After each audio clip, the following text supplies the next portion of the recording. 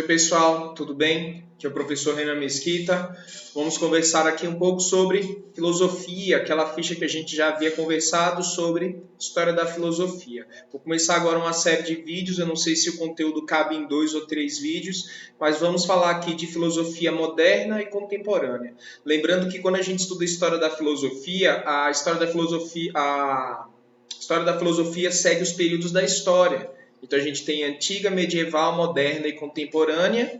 Então aqui nesses vídeos nós vamos falar um pouco sobre a filosofia moderna e um pouco sobre a filosofia contemporânea, de maneira bem resumida. Nesse vídeo aqui em específico, nós vamos falar de um pedaço da filosofia moderna. Vamos falar aí de 2 acontecimentos históricos, que é o Renascimento e o Iluminismo, e vamos falar de 2 correntes de filosofia. Essas 2 correntes tratam sobre o que seria o conhecimento. Então existe uma corrente que é o racionalismo e a outra que é o empirismo. Cada uma com os seus principais representantes, apesar de cada uma ser composta de vários pensadores, né? Se destaca no racionalismo Descartes e se destaca no iluminismo John Locke. E por fim, nesse vídeo ainda a gente fala rapidamente aqui sobre Immanuel Kant. Então vamos lá. História da filosofia, como eu havia dito, né? A filosofia é dividida nos seus devidos períodos, né? Seguindo os períodos da história, né? Vamos aqui entrar em filosofia moderna. Temos aqui a página de um dos manuscritos de Leonardo da Vinci, né? Ele representa bem o Renascimento e o Iluminismo, né? Ao retratar o homem não como uma força de Deus, não como um ente espiritual, mas como um ser que faz parte da natureza, que está dentro das ideias de estética, de proporção. É bem isso que foi resgatado com o Renascimento e o Iluminismo, né? A tentativa de enquadrar o homem dentro da proporção, da beleza, das leis da natureza, né? 2 fases muito importantes marcaram a forma de pensar da Idade Moderna. Então, dentro da Idade Moderna, nós temos 2 acontecimentos. Um é o Renascimento e o outro é o Iluminismo. Qual é a diferença de Renascimento para Iluminismo? O Renascimento ele aconteceu antes, ele iniciou ali por volta do século XIV, ou seja, 1300 e um bocado, e vai até mais ou menos o século XVI, 1600, 1500 e alguma coisa. Então, o Renascimento, que é basicamente o Renascimento, o que significa essa palavra renascer atribuída a essa época, né? O Renascimento é porque existia a cultura greco-romana da antiguidade. Essa cultura mais ou menos foi abafada durante a Idade Média. Ela fica adormecida durante a Idade Média e no início da Idade Moderna as pessoas... O conhecimento medieval cristão perde um pouco da importância e as pessoas resgatam aquele conhecimento da antiguidade. Então tinha o conhecimento antigo, veio todo o conhecimento da época medieval, e aí as pessoas resgatam o conhecimento antigo. Só que essa fase não é uma fase antiga, ela é uma nova fase que foi chamada de renascimento. Então, o que é o renascimento? Tinha o conhecimento antigo, ele é substituído pelo pensamento medieval, e aí as pessoas resgatam esse pensamento antigo. Quando é que as pessoas resgatam esse pensamento antigo? Aqui, mais ou menos, no meio do século XIV, ali em meados do século XIV, começa a perder força o pensamento medieval e as pessoas começam a resgatar, a reler, a relembrar toda aquela forma de conhecimento dos filósofos da antiguidade. Então é um pequeno enfraquecimento do conhecimento medieval e um resgate do pensamento antigo. O conhecimento antigo renasce. Resgate da cultura greco-romana antiga. Não se caracteriza por um rompimento radical do pensamento medieval. Então, o pensamento medieval ele não morre, ele não é jogado fora. Ele enfraquece e dá um pouco de espaço para o pensamento antigo. É um rompimento mais ou menos com o pensamento teocêntrico, né? As coisas deixam de girar apenas em torno da vida espiritual e de Deus e as pessoas resgatam o que a gente poderia chamar de um humanismo. Então vocês conseguem ver a diferença que tem entre esses dois termos. O teocentrismo é quando o pensamento girou apenas em torno de Theos, Deus. Então tem um momento que as pessoas deixam um pouco de lado e aí o conhecimento passa a não girar apenas em torno de Deus, mas se volta um pouco para a realidade humana aqui na Terra. Então o renascimento é isso. O renascimento é mais ou menos um humanismo. As pessoas deixam um pouco de lado o pensamento medieval que só falava de Deus, salvação, alma, espírito e os mundos além da vida, né? E voltam um pouco do conhecimento para o que é o ser humano, o que é ser ser humano vivendo aqui nessa realidade na Terra. Isso é o renascimento, é um resgate da cultura antiga greco-romana.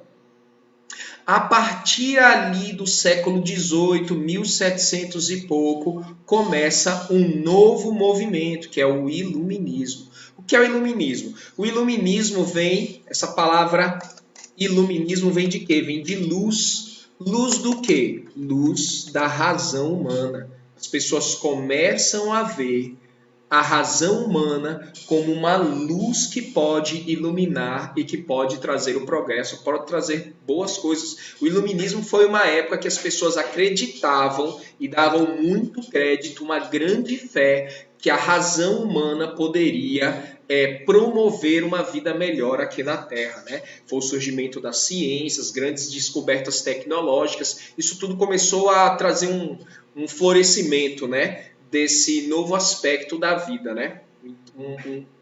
Começa a ganhar uma grande importância o fator intelecto humano, né? Os principais nomes dentro do iluminismo, nós temos duas correntes de pensamento. Então nós estamos falando aqui nós falamos do Renascimento e do Iluminismo. Eles aconteceram em momentos diferentes da história da humanidade. Deixa eu colocar uma cor aqui mais clara. Então, o Renascimento e o Iluminismo, eles acontecem em momentos diferentes. O Renascimento está ligado a um resgate da cultura antiga, é um momento de humanismo. O Iluminismo, que está muito relacionado com a razão, dentro do Iluminismo existem duas correntes filosóficas muito fortes. Essas duas correntes filosóficas são o racionalismo e o empirismo. Dentro da Idade Moderna nós temos o Renascimento e o Iluminismo. Dentro do Iluminismo nós temos o racionalismo e o empirismo. Vamos tentar falar aqui de maneira resumida do que seria o racionalismo e o empirismo. Essas duas correntes filosóficas, o racionalismo e o empirismo, elas são maneiras de tentar entender o que é o conhecimento. Como eu havia dito, é uma época de grande questionamento de o que é o conhecimento humano. Como o conhecimento humano pode propiciar uma vida melhor aqui. Como explorar o conhecimento de maneira a trazer benefícios para a humanidade, né? E aí surgem dois grupos de pensadores que estão estudando o conhecimento e eles têm visões opostas, visões diferentes sobre o que seria o conhecimento. Esses dois grupos eram chamados de os racionalistas e os empiristas. O racionalista que mais se destacou foi Descartes, apesar de termos outros nomes muito importantes, como Spinoza e Leibniz. Descartes era francês, né? Então foi um movimento que começou ali na França. Na Grã-Bretanha, né? Então na Inglaterra, né? Surge o empirismo, que tinha como nome mais forte e mais comentado John Locke, mas nós temos outros nomes aí de empiristas, como Thomas Hobbes, o Berkeley e o David Hume. Vamos falar então um pouco aqui das características do racionalismo. Eu vou falar meio que um resumo aqui, né? É um conteúdo que tende a complicar um pouco. A primeira vez que o aluno está estudando isso, fica um grande embaralhado na cabeça dele. As coisas parecem que não fazem grande sentido no começo. Então, uma sugestão minha é que o aluno ele pesquise e escute essa aula a partir de outros professores. Então você chega ali no YouTube e bota, né, Enem, racionalismo e empirismo, ou Enem, racionalismo, Enem e empirismo. Coloca essa pesquisa e escuta de maneiras diferentes, né? Aos poucos a ideia vai clareando, mas é importante porque é um assunto que costuma cair e ele costuma ser confuso na cabeça da gente nos primeiros momentos que a gente está aprendendo, né? Então vamos lá, racionalismo. Racionalismo é... A principal diferença entre racionalismo e empirismo, né, que são teorias que estudam conhecimento, é que o racionalismo é uma forma de tentar explicar o conhecimento como principalmente tendo como fonte principal a razão humana. O empirismo ele tenta explicar o conhecimento como tendo fonte principal a experiência ou o conhecimento empírico. Ok? Racionalismo é uma corrente filosófica que defende que o conhecimento é construído através do uso da razão. Eles dão maior importância ao sujeito. Então, o sujeito tem uma maior importância na construção do conhecimento. Alguns termos que são muito caros, que são muito importantes aos racionalistas. Inatismo, o que é inatismo? É a ideia de que nós já nascemos com algum conhecimento. O conhecimento ele é inato. É uma das ideias do racionalismo, né? Existem duas formas de elaborar conhecimento, a dedução e a indução. A dedução ela é mais valorizada dentro do racionalismo.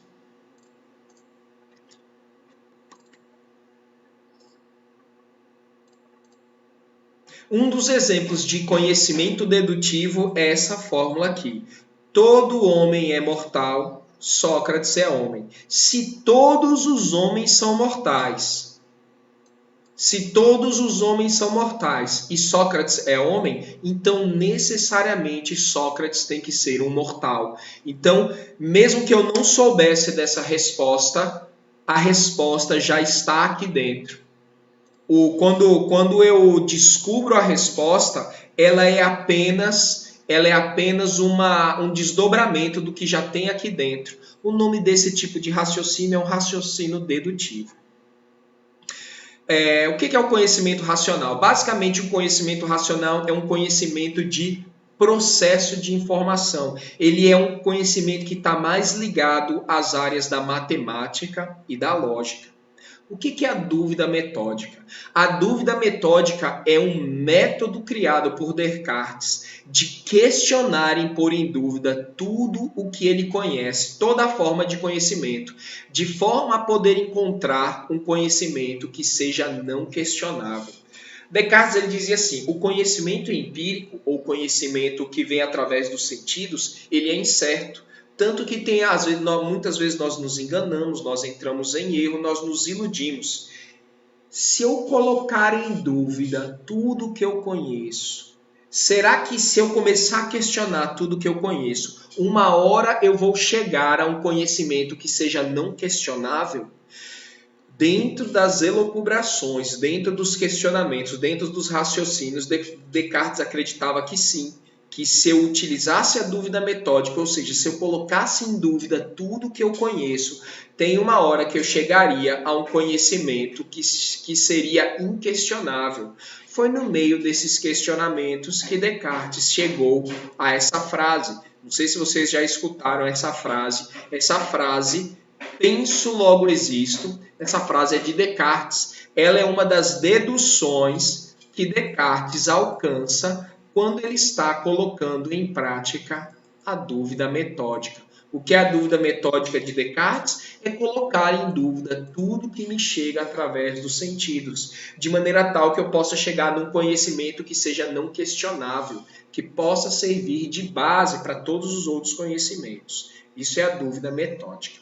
O que é o empirismo? O empirismo é uma corrente filosófica que defende que a principal fonte do conhecimento não é a razão, mas são as experiências sensoriais. O que são as experiências sensoriais? É tudo que me chega, é todo o conhecimento que me chega através dos sentidos. Nós também podemos chamar de experiências sensoriais conhecimento empírico. São sinônimos. Conhecimento empírico ou conhecimento sensível também são termos diferentes para a mesma ideia. Eles dão maior importância ao objeto na construção do conhecimento. Não sei se vocês lembram, mas quando a gente estava ali falando de racionalismo, falou assim, o racionalismo ele dá maior importância ao sujeito e o empirismo dá maior importância ao objeto. Quando nós, por exemplo, eu tenho aqui o meu mouse, eu conheço o mouse, eu sou o sujeito que conhece e o mouse é o objeto conhecido. A razão, o racionalismo, quando ele vai analisar a relação sujeito que conhece e objeto conhecido, o racionalismo diz que o principal elemento nesta relação é o sujeito. O empirismo diz que o principal elemento na relação sujeito e objeto, sujeito que conhece e objeto conhecido, é o objeto que é conhecido e não o sujeito. Cada um dá uma importância diferente a cada um. Alguns termos importantes dentro do empirismo tem a percepção. O que é a percepção? A percepção é a capacidade humana de receber informações do meio ambiente. O que é experiência sensorial ou sensações? É tudo que a percepção consegue captar. Então, por exemplo, esse mouse aqui, ele é azul. Ele é azul. O corpo humano tem mecanismos de percepção. Um dos mecanismos de percepção do corpo humano são os olhos. O olho tem a capacidade de captar a luz que bate nesse mouse e é jogado no ambiente. Então, esse mouse ele está emitindo uma luz e os meus olhos são capazes de perceber essa luz. Ou seja, como eu tenho mecanismos de recepção, então esse mouse ele lança a experiência sensorial para que eu capte, para que eu perceba isso, né? O que são os sentidos? Os sentidos são a porta de entrada da percepção. A percepção é a capacidade humana de receber estímulo e os sentidos são todas as portas diferentes que possibilitam a percepção. Quais são as portas que possibilitam a percepção humana? Os olhos, a visão, o ouvido, a audição, o paladar, a sensibilidade do tato e assim por diante, né? Os 7 sentidos. Esse termo tábula rasa faz parte do empirismo. O que significa tábula rasa? Foi um termo que foi utilizado por John Locke. O que significa tábula rasa? John Locke, diferente dos racionalistas que acreditavam em ideias inatas, eu vou colocar um traço aqui para vocês saberem que não é a mesma coisa, né?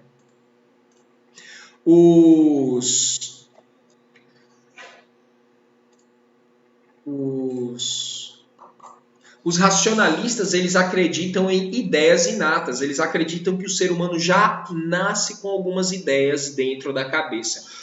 Os empiristas não acreditam em ideias inatas. Eles acreditam que a mente humana já nasce vazia. Um termo que eles usaram foi de tábula rasa. Tábula rasa. O que significa tábula rasa? Tábula rasa é como se fosse uma tábua lisa ou uma folha em branco. Eles acreditam que o ser humano nasce com a cabeça vazia e que as experiências sensoriais vão enchendo a cabeça de informação. Diferente dos racionalistas. Os racionalistas acreditam que a cabeça humana é como se fosse uma calculadora. Quando a gente recebe a calculadora em casa, ela não está com as informações que a gente quer, mas a calculadora tem a capacidade de processar os números. Então, o que eu quero saber? Eu quero saber qual é o resultado do cálculo 4 vezes 4. A calculadora, eu jogo os dados lá, 4 multiplicado por 4, e a calculadora processa essa informação e me dá o número lá, 16. Diferente dos racionalistas, que valorizam a dedução, os empiristas valorizam a indução. Um exemplo de indução é, se todas as zebras que eu vi até hoje são listradas, então todas as zebras que eu ver a partir de hoje serão listradas. Se todas as zebras que eu vi até hoje são listradas, então todas as zebras são listradas. Isso é um exemplo de raciocínio indutivo. Conhecimento empírico. O que é um conhecimento empírico? É um conhecimento que é fruto da experiência que eu tenho, né? Então, na ficha que eu mandei lá para vocês, tem um quadro comparativo dos termos principais utilizados no racionalismo e no empirismo. No racionalismo, o sujeito tem uma maior participação. No empirismo, é o objeto que tem uma maior participação na construção do conhecimento.